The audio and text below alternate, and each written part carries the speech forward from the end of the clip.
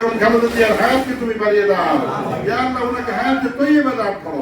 ইয়া আল্লাহ আমাদের প্রিয় নেতা বিএনপি ভারপ্রাপ্ত চেয়ারম্যান ডাক্তার তারেক রহমান বহুদিন যাবৎ চিকিৎসা অবস্থা করতে, ইয়া আল্লাহ উনি যেন সুস্থ হয়ে আমাদের মাঝে এসে রাজনীতি করতে পারে সেই ব্যবস্থা করে দাও। ইয়া আল্লাহ তারেক রহমান যেন অতি দ্রুত আমাদের মাঝে এসে উপস্থিত হতে পারে সেই তৌফিক তুমি দাও। ইয়া আল্লাহ উনি যেন রাষ্ট্রের মধ্যে গ্রহণ করতে পারে সেই ব্যবস্থা তুমি করে দাও।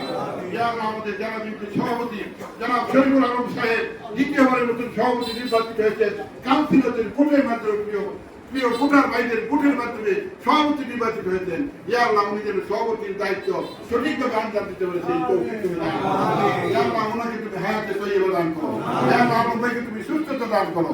ইয়া আল্লাহ সুস্থতার সহিত যেন রাজনীতি করতে পারে সেই তৌফিক দান করো।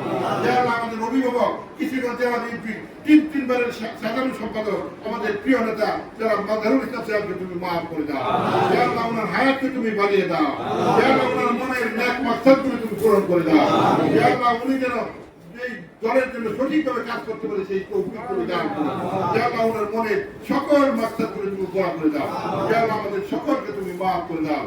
সাল্লাল্লাহু তাআলা আলা খাইরি খালকিহি মুহাম্মাদিন ওয়া আলিহি ওয়া সাহবিহি আজমাইন আমিন বিরহমাতিকা ইয়া আরহামার রাহিমিন।